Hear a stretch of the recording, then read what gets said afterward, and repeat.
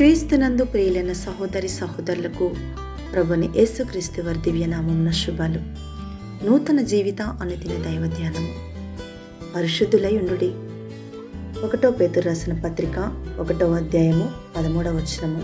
కాబట్టి మీ మనస్సు అను నడుము కట్టుకొని నిబ్బరమైన బుద్ధి గలవారై యేసుక్రీస్తు ప్రత్యక్షమైనప్పుడు మీకు తేబడు కృప విషయమై సంపూర్ణ నిరీక్షణ కలిగి ఉండుడి. నేను పరిశుద్ధుడనై ఉన్నాను కనుక మీరును పరిశుద్ధులై ఉండుడని వ్రాయబడి ఉన్నది.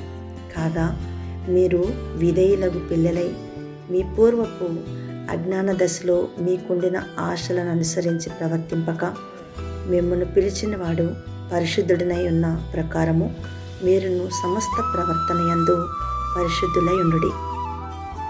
పరిశుద్ధత అనేది గ్రహించటం కష్టమైన విషయం. పరిసయ్యులు అది ఏమిటో తమకు తెలుసునని భావించారు. అయితే క్రీస్తు బోధతో సరిచూసినప్పుడు వారు పడిపోయారు. పాత నిబంధన ధర్మశాస్త్రాన్ని మరియు వారు సృష్టించిన వందలాది ఆచారాలను పాటించటం ద్వారా వారు పరిశుద్ధులని భావించారు. ధర్మశాస్త్రానికి నిర్వర్తించి దానికి బదులుగా క్రీస్తు మరణించడానికి భూమిపైకి వచ్చాడు. కాబట్టి మన పాపాలకు అతని మరణాన్ని భర్తీ చేయవచ్చు. ఇదే రక్షణ. ఒకసారి మనము రక్షణ వరాన్ని అంగీకరించిన తర్వాత దేవుని దృష్టిలో పరిశుద్ధులవుతాము. మనము తిరిగి ఆయన పిల్లలుగా జన్మించాము. పిల్లలమైన మనము మన తండ్రి కోరికలకు అనుగుణంగా జీవించడానికి ప్రేరేపించబడ్డాము.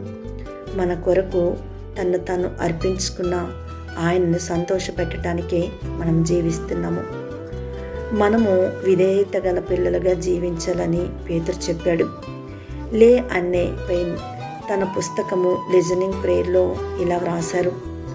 ఆయనతో ఐక్యతతో ఆయనను వినడము మరియు అతని ఆదేశాలను అమలు చేయటం ద్వారా మాత్రమే మనము పరిశుద్ధులము. పరిశుద్ధతను విలువైనదిగా భావించి దాని ఫలాలను ఇచ్చేవారు ఆత్మలో పేదవారు. భూమిపై వినయస్తులు వారు యేసు ప్రార్థనను ఇష్టపడతారు. ఏదో ఒక విధంగా వారు పదే పదే ఇలా ప్రార్థిస్తారు.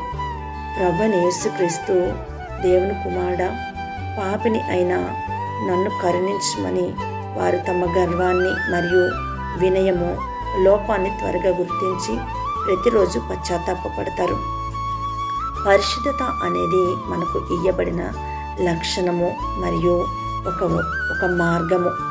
ఇది క్రీస్తులో నిలిచిండుట, దేవుని సన్నిధిలో నడువము.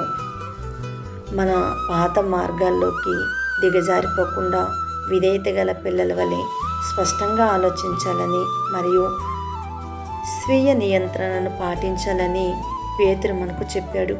ఇది లేఖనాలు, ధ్యానము, ప్రార్థన మరియు సహవాసము ద్వారా దేవునితో సంబంధం కలిగినట్టు ద్వారా వస్తుంది.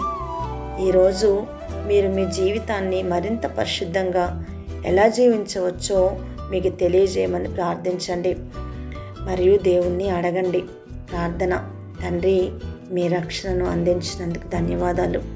నేను ఈ బహుమతిని అంగీకరిస్తున్నాను మరియు మీకోసం మరింతగా జీవించాలని ఆశపడుతున్నాను.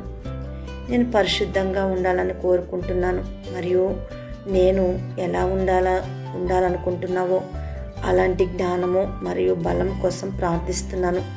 యేసు నామములో ఆమేన్.